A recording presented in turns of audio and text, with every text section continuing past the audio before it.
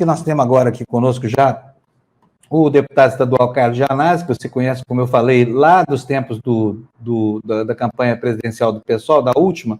E o Janazzi está aqui com a gente, está bonito ele dentro do carro, olha só. Ó. Janazzi, bom dia, bem-vindo aqui, tudo bem? Bom dia, Fábio, bom dia, Rafa, muito obrigado pelo convite, uma honra poder participar do seu programa, da TV Democracia, que tem dado uma grande contribuição para a formação crítica do povo brasileiro. Janazzi, muito obrigado pelas palavras elogiosas. Janazzi, bom, conta pra gente, por que você, deputado estadual, está tão preocupado com reforma administrativa? O que essa reforma tem de tão equivocado e ruim? Olha, por vários motivos. Primeiramente, porque essa PEC 32, que nós chamamos de a farsa da reforma administrativa, ela vai acabar com os serviços públicos de qualidade no Brasil. Ela não só ataca os servidores públicos, mas ela ataca também o povo brasileiro. Ela desmonta o pouco que nós temos de estado de bem-estar social, que foi conquistado na Constituição de 1988. Na verdade, essa PEC 32 faz parte desse movimento do governo de desmontar, de destruir a Constituição Cidadã de 1988. É disso que se trata essa PEC. Ela vai fortalecer ainda mais o clientelismo político, o assédio contra servidores públicos de carreira, os concursados, né? Ela vai piorar a prestação de serviços públicos, porque ela acaba, por exemplo, com a estabilidade no emprego dos servidores públicos, que não terão mais autonomia para, por exemplo, dizer não aos desmandos dos governos de plantão, não poderão mais denunciar casos de corrupção, porque não vai ter mais concurso público. Então, é fim da estabilidade, fim do concurso público. O governo, se essa PEC for aprovada, Fábio e Rafa, haverá também a possibilidade do governo reduzir salários dos servidores já concursados, dos efetivos, dos já existentes, com redução da jornada de trabalho. O governo vai poder extinguir cargos, vai poder fundir autarquias, fundações, órgãos públicos, por decreto, sem autorização nenhuma do Congresso Nacional.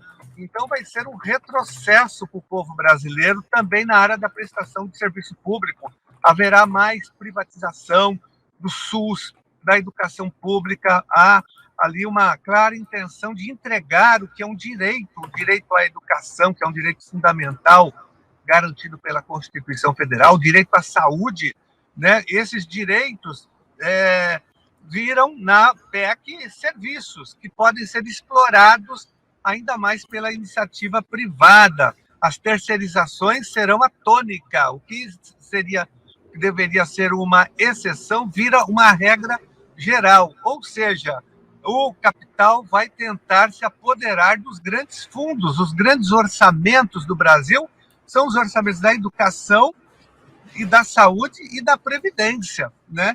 E cada vez mais eles são privatizados e entregues para os grandes empresários, que vão explorar o que eles chamam de serviços, mas para nós é um direito da população.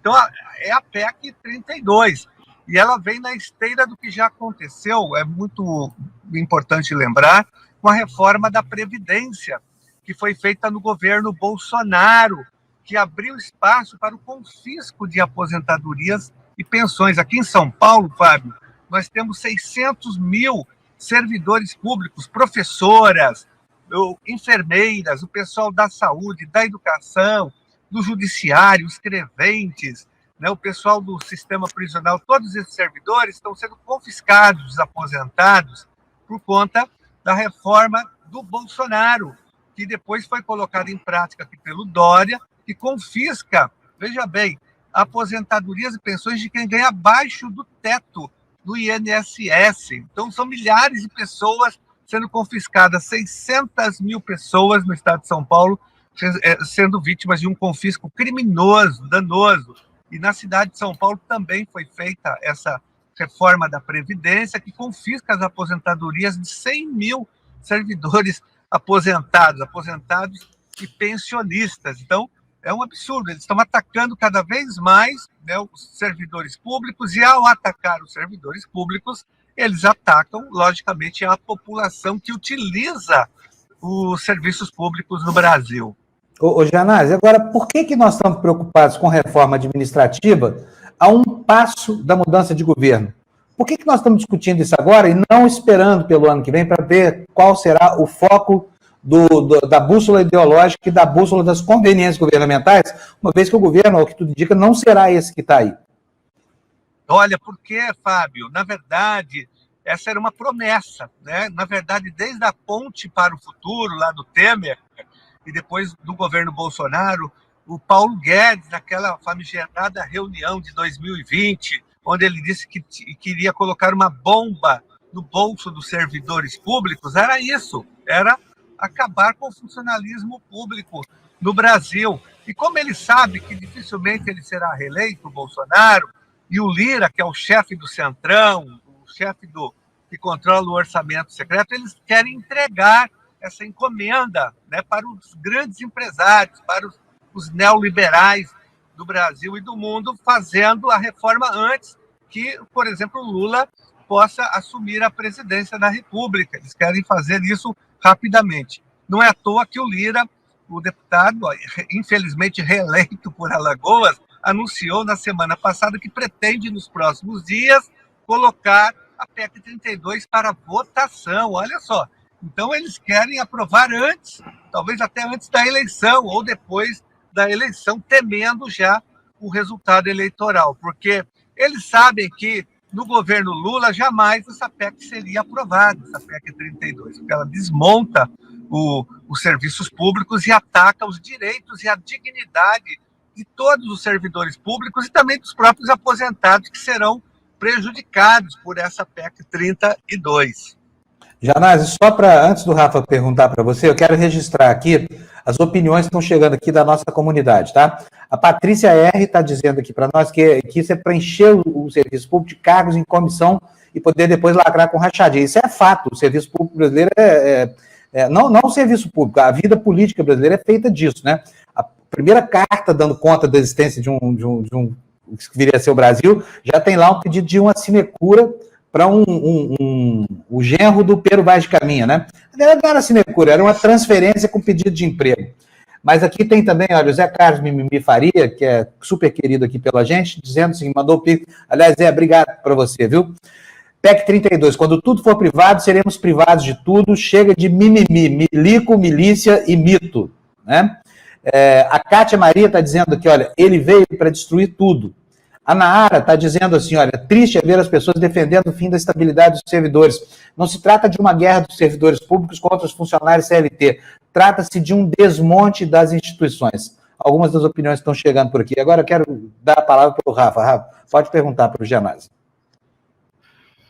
Bom dia, deputado, professor. Bom dia, Rafa. Queria abordar justamente esse seu perfil de professor, de especialista na área de educação. Eu te considero especialista, pelo menos. Porque o MEC recuou naquele bloqueio, porém o receio de diretores de universidades federais continua muito importante, né? A gente está numa esteira aí, você citou a questão da reforma administrativa, como se fortalece questões privadas, ponte para o futuro, que nos levou muito para o passado. E esse debate nacional chegou aqui no campo de São Paulo. Inclusive, o Haddad ontem chamou o Tarcísio Freitas de miliciano, citando esses cortes no orçamento do MEC. Queria perguntar para o senhor o que está por trás dessas investidas contra a educação, essa investida contra os servidores públicos, dentro desse, vamos dizer, uma continuidade do ponte para o futuro do Michel Temer, que foi estendida aí no governo Bolsonaro.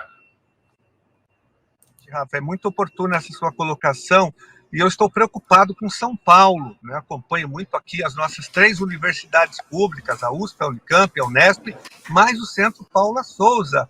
E nós estamos temerários, porque se o Tarcísio for eleito governador de São Paulo, ele terá o mesmo comportamento que o Bolsonaro contra as universidades federais e contra os institutos federais. Vejam só a situação das nossas universidades. Ele tem cortado sistematicamente o orçamento da educação. As universidades federais não estão conseguindo pagar a conta de luz, conta de água, não estão conseguindo nem comprar papel higiênico. Ele cortou dinheiro da pesquisa, da extensão, do ensino. Esse é o governo Bolsonaro, então, que está sucateando as universidades federais. E isso vai acontecer também caso o Tarcísio seja eleito. É temerário que nós temos as 3 maiores universidades do Brasil, que são avaliadas do ponto de vista até internacionalmente, sempre pontuam do ponto de vista internacional. Então, nós corremos um sério risco aqui em São Paulo se esse bolsonarista, esse preposto do Bolsonaro, for eleito aqui em São Paulo. Nós teremos, né, uma ameaça, e ao Centro Paula Souza também, que é um centro importante de ensino técnico e tecnológico. Nós corremos riscos de ter redução do orçamento das nossas universidades, que já é ruim o orçamento, é 9,57% apenas do orçamento. Então, nós temos que avançar. Nós temos os nossos institutos de pesquisa que foram já extintos pelo governo Dória. O Dória teve a coragem, né, a ousadia de acabar com institutos de pesquisa como o Instituto Florestal, o Instituto Geológico, o Instituto Botânica, em plena pandemia, em plena crise climática. Então, a nossa tarefa é recriá-los novamente, mas com o Tarcísio é muito perigoso. Agora, o governo Bolsonaro odeia a educação, odeia os professores, não é à toa que, além de estrangular a educação brasileira do ponto de vista orçamentário, do ponto de vista do seu financiamento, ele também ataca sistematicamente do ponto de vista político e ideológico a educação brasileira, com aquele movimento, aquela tentativa de censura, de mordaça nas escolas, com o Escola Sem Partido, tentando proibir, por exemplo, que as escolas possam debater a questão do combate à homofobia, ao racismo, à violência contra as mulheres. Então, é um ataque ideológico à educação, aos professores, que são os principais, foram eleitos os principais inimigos, ou um dos principais inimigos do governo Bolsonaro, dessa extrema direita proto-fascista, né? Juntamente com os artistas, jornalistas e com o setor crítico da situação. Então, ele quer desmantelar a educação. A ditadura militar fez isso também, quando teve o golpe empresarial militar de 64, eles atacaram a educação, fizeram reformas educacionais, tentando colocar uma ideologia, a ideologia de segurança nacional nas nossas escolas, né? Colocar a educação moral e cívica no currículo, o SPB, nas universidades EPB, Estudo de Problemas Brasileiros, para inculcar nos alunos, né, o autoritarismo do regime militar. E agora eles tentam fazer a mesma coisa. Eu digo o governo Bolsonaro. É isso que está por detrás dos ataques à educação. O ataque econômico de reduzir o financiamento da educação pública e também de colocar esse componente ideológico.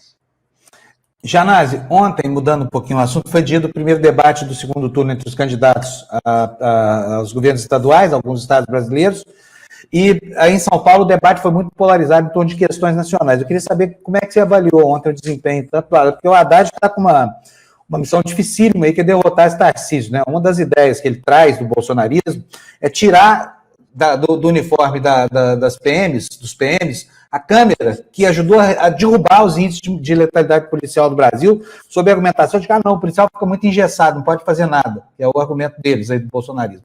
Mas eu quero saber como é que foi a sua avaliação, como é que eles se saíram ontem, já antecipando aqui que eu acho que a missão do Haddad é uma missão hercúlea, entendeu? Ele vai ter que cortar um dobrado para reverter a desvantagem que tem em São Paulo, né?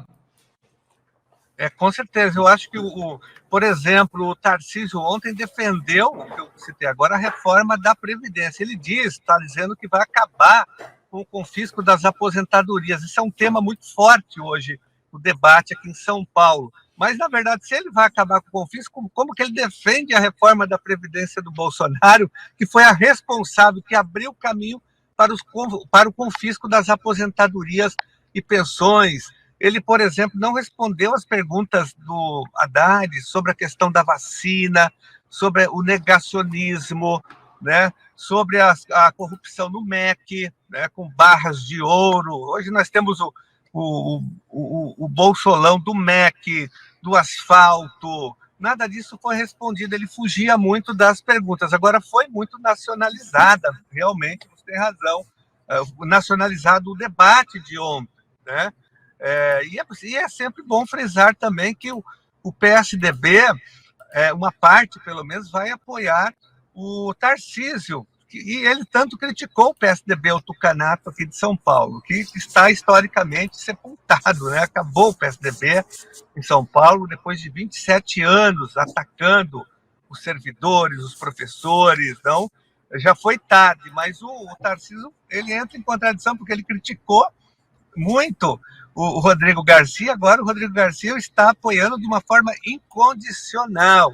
Então, eu acho que nós temos que avançar, nós estamos na campanha defendendo o Haddad, defendendo o Lula, não tem como não defender, é uma campanha de frente, todos estão defendendo Haddad e Lula, todo mundo que defende a democracia no Brasil e no estado de São Paulo, é a luta da democracia contra a barbárie. Então, é frente, minha gente, todo mundo está defendendo aqui o Haddad e o Lula, o Fernando Henrique, a Marina, o Ciro Gomes, os economistas do Plano Real, não tem como ficar em cima do muro nesse momento, senão o Brasil será destruído e o estado de São Paulo também. Olha, quem que está entre nós aqui, gente? É o nosso baianinho. Olá, tchê!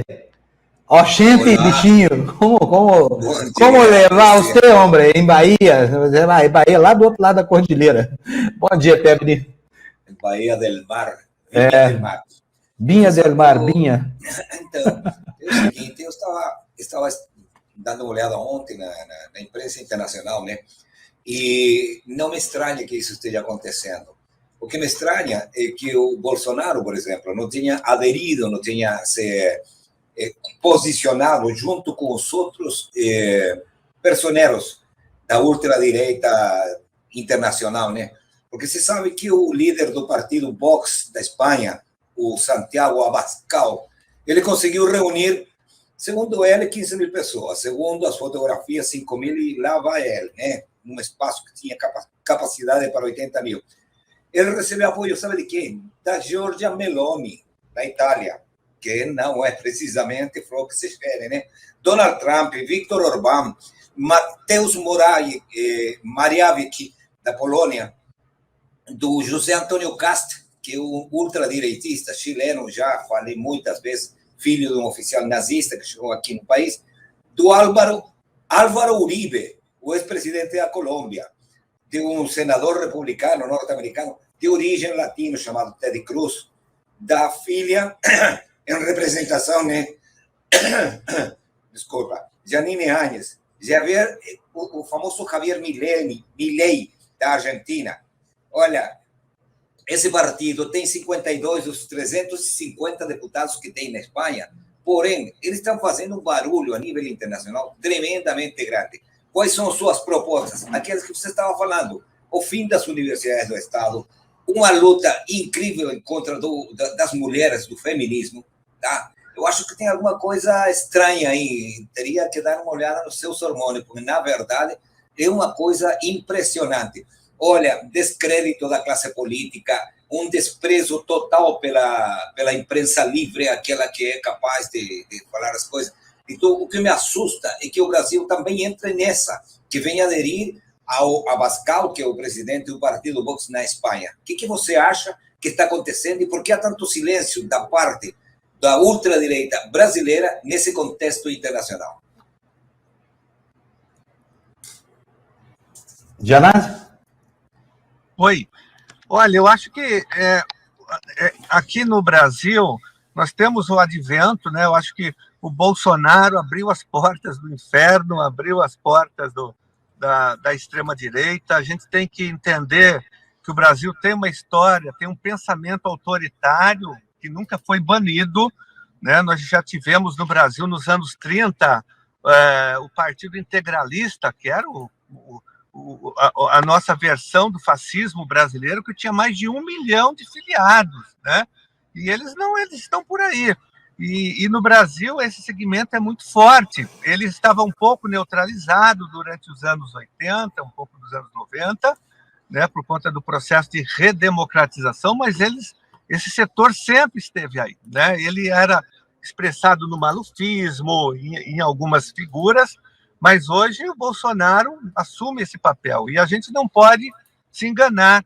O bolsonarismo tem apoio popular, não é à toa que ele tem aí 30%, 40% do eleitorado brasileiro. A gente não pode desprezar isso, por isso que a nossa luta tem que ser no sentido de organizar a população com pensamento crítico, com informação crítica, como faz a TV Democracia, que é um instrumento importante, né? Porque a mídia, um setor grande da mídia comercial, empresarial, não tem compromisso com a informação crítica. É por isso que nós defendemos, na nossa área da educação, uma educação crítica, libertadora, emancipadora. Nós somos discípulos de Paulo Freire, de Darcy Ribeiro, de Florestan Fernandes, de Sérgio Buarque de Holanda, dos grandes educadores, Miguel Arroyo, que são as pessoas que contribuíram para que o Brasil tivesse uma educação pública de qualidade, mas, sobretudo, crítica também. Isso é importante para que o povo brasileiro não caia, né, nos discursos da Damares, do Bolsonaro, do Ricardo Salles, que infelizmente foi eleito com uma grande votação, um absurdo, o pior ministro do meio ambiente. Mas tudo isso tem a ver com a falta de informação e do pensamento crítico, que é alimentado, né, por amplos setores do Brasil, pela mídia brasileira, pela educação brasileira, que é direcionada justamente para condicionar o pensamento da população, né? Por isso que eles insistem na censura, na mordaça, tentam impedir o conhecimento crítico nas nossas escolas, através desses projetos, Escola Sem Partido, Mordaça. Então é isso, e que está acontecendo no Brasil também, como em algumas regiões do planeta, né? Da ascensão da extrema-direita, que também perde força, né? Ela esteve mais forte, eu acho que ela também atingiu o seu teto nesse momento.